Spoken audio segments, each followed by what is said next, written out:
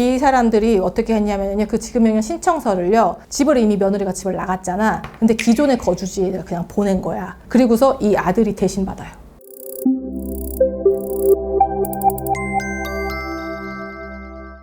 안녕하세요. 이혼 전문 박은주 변호사입니다. 오늘은요, 그렇게까지 해야 됐었나? 부부 공동재산, 그러니까 재산분할 안 해주려고 이렇게까지는 했어야 됐냐? 하는 부분에 대해서 설명을 드리려고 하는 겁니다. 거의 뭐 빼놓지 않고 이혼소송의 재산분할에서 문제가 되는 게 각자의 부모한테 받은 돈이 이게 증여냐 아니면 대여냐 이거 가지고는 안 싸우는 사건이 없어요. 대부분 다 이제 이혼소송에서는 차용이 여러분 이제 대여했다. 부모님한테 빌렸고 잠깐 갚을 돈이다 라고 해서 항상 다투죠. 그 돈의 성질에 대해서 안 다투는 사건이 거의 없습니다. 이 사건도 마찬가지로 부모님이 이제 결혼을 할 때 시가에서 이제 전세보증금을 주셨어요. 전세보증금 2억을 주셔가지고 두 부부가 전세를 구했고 전세의 계약자도 공동명의로 했어요. 보증금을 1억씩 이렇게 는 걸로 표면상 볼 수가 있겠죠. 실질적으로는 이제 일방의 부모가 다 해준 거예요. 결혼할 때. 그런 부분에 대해서 이제 당연히 또 다툼이 생겼죠. 우리는 이제 재산분할 청구하는 쪽이었죠. 상대방이 이렇게까지 했어요. 어떻게까지 하냐면은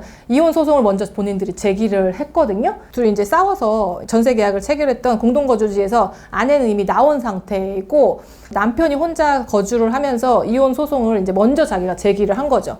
우리 이제 의뢰인이 굳이 먼저 뭐 이혼 소송을 제기하거나 그럴 의사는 없었고 이제 단순 다툼이라고 생각하고 이제 본인은 약간 떨어져서 지내는 상황이었는데 이혼 소송을 제기를 해버리니까 나도 이제 이혼을 하겠다라는 취지로 이제 맞대응을 하시는 와중에 이제 소송이 이제 진행이 되면서 저희가 재산분할 막 재산을 정리하고 하는데 1심에서는 명확하게 전세계약상으로도 계약자가 공동명의니까 남편 1억, 부인 1억 이렇게 돼 있단 말이죠. 그렇죠? 그러니까 각자 1억씩 채권이 있는 거예요. 누구한테? 임대인한테 그거를 보증금 반환 채권이 있는 거죠. 그래서 그렇게 각자의 재산이 있는 걸로 1억씩 하고 나머지 재산을 정리해가지고 재산 분할을 다퉜고 1심에서 적당하게 났어요. 우리가 만족스럽게 났어. 대신에 우리가 보증금 채권 1억이 있다는 전제로 해서 나머지 이제 재산을 정산하는 식으로 했단 말이죠. 근데 이혼 소송 중에 이런 일이 있었습니다. 이렇게까지 해야 되냐라는 거죠. 상대방이 이렇게 했어요. 상대방의 어머니가 부부를 상대로 해가지고 지급명령 신청을 합니다. 아들과 며느리를 상대로 해가지고 내가 너네한테 2억을 빌려줬잖아. 근데 왜 안 갚어? 그러니까 갚어라. 그거 하면서 아들을 상대로도 1억, 그 다음에 며느리를 상대로도 1억을 각각 청구하는 지급명령 신청을 해요.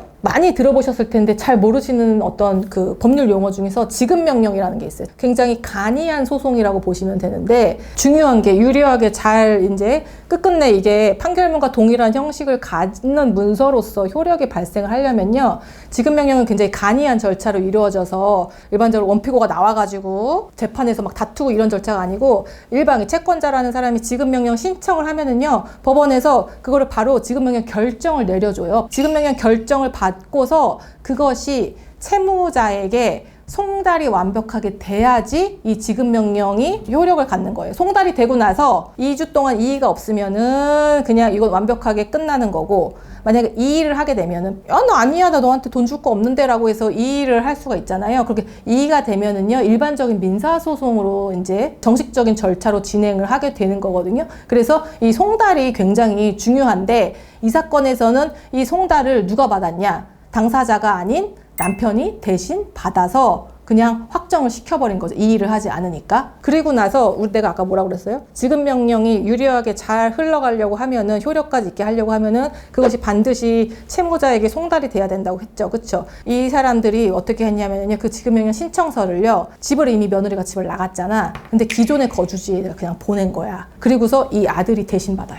자기 아내 거를. 표면상으로는 그냥 송달이 된 걸로 처리가 됐어요. 2주간의 이의가 없었기 때문에 그게 그대로 확정이 됐습니다. 그거를 가지고 임대인한테 탈라 이렇게 하니까 내가 이거 나에게 권한이 있는 거예요 라고 해서 뭐 여러 가지 하니까 이제 임대인 입장에서는 복잡하잖아요. 보증금을 내어줘야 되는 입장에서는 누구한테 줄지 모르니까 공탁을 해버리거든요. 그러면은 법원에다가 나 누구한테 줄지 나 복잡해 싫어 그러니까 법원에다가 공탁을 해버린단 말이죠. 그래서 그 공탁에 대해서 시어머니가 압류추심, 배당 뭐 이런 절차들을 거쳐가지고요. 실질적으로 돈을 받아갔어요. 2억을 다. 근데 이 모든 것들은 아내가 모르는 상태에서 이 모든 것들이 다 진행을 됐고 이것은 이혼 소송과 동시에 진행을 된 거죠. 그러니까 우리 입장에서는 우리가 보증금 채권 1억이 그대로 있는 줄 알았는데 다 자기네들끼리 짜고 치우는 고스톱으로 해가지고 이미 다 받아가서 없어져 버린 거야. 뭐 임대인도 잘못이 없죠. 임대인은 이미 나 공탁해서 없어져 버렸어 라고 하니까 시어머니 상대로 달라고 할 수도 없고 뭐 이런 상황이었단 말이죠.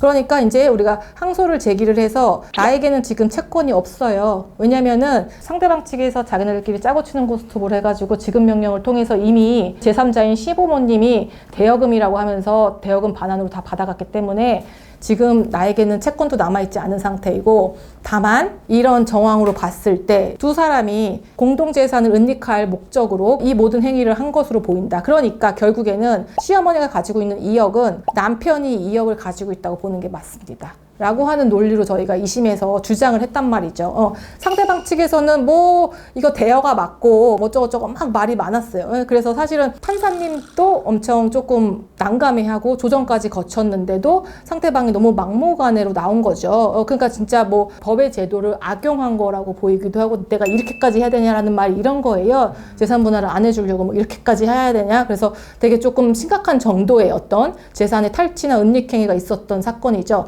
굉장히 많이 다투다가 결국 이제 판결을 최근에 받았는데 이 판결에서는 저희가 주장을 한 대로 남편에게 2억 원 상당의 금전이 그대로 잔존하는 걸로 보고 우리에게 1억 원을 주라 라고 하는 최종적인 판결이 나왔습니다. 그 판결문에 판사님이 뭐라고 적시해 주셨냐면요. 시부모님은 이 지급명령 신청 당시에 원피고가 서로 이혼소송 중이면서 별거를 하고 있다는 사정을 잘 알고 있음에도 불구하고 원피고의 주소지를 이 사건 아파트로 기재하여 지급명령 정본을 송달되도록 하였고 원고는 이 사건 아파트에 혼자 거주하면서 피고에게 송달된 이 지급명령 정본을 송달받고도 그 사실을 피고인 아내에게 전혀 알리지 않았다. 그래서 이 지급명령이 확정되도록 한 사실이 인정된다. 그렇죠? 악의적으로 했다는 거예요. 나아가서 위와 같은 송달을 받은 지급명령 정보는 피고에게 교부해주지 아니하거나 그 사실을 알리지 아니한 경우에 왜 알리지 않았냐? 이런 거에 대해서 적당한 어떤 타당한 정당한 이유조차 밝히지 않았다는 거예요. 이 소송에서. 그렇죠? 예. 그 경위에 대해서 아무 설명도 하지 못하고 있을 뿐만 아니고 쭉 이런 설명을 한 다음에 원고와 그 다음에 시어머니의 신분관계 그렇죠? 특수신분관계죠. 신분관계. 그 다음에 원고가 이 사건 소송을 제기한 시점과 시모가 그 지급명령을 신청한 시기의 시간적 근접성 가깝다는 거죠. 이혼을 전제로 해서 이런 은닉행위를 했다는 거죠. 판사는 이렇게 고급스러운 말로 이제 어려운 말로 이제 까고 있는 거죠. 근접성을 더하여 보면은요. 원고는 이혼 및 그에 따른 재산 분할 등을 대비해서 어머니로 하여금 위와 같은 지급명령을 신청하고 위 지급명령에 기한 강제 집행 절차를 거쳐서 이 사건 아파트에 대한 보증금을 수령하도록 함으로써 부부의 공동재산을 의도적으로 감소시켰다고 보면 상당하다. 따라서 이 보증금 반환 채권은 원고가 전액 보유하는 것으로 추정을 하겠다. 완벽하게 우리의 주장을 받아들이신 거고요. 이 전후 사정을 보면은 그렇게 나오는 게 사회 정의에 맞겠죠. 실제 이혼 소송에서 이런 일들이 종종 발생을 하고 있고 본인 뜻대로는 되지는 않았다. 오늘 영상이 유익하셨다면요. 구독과 좋아요 눌러주세요. 안녕.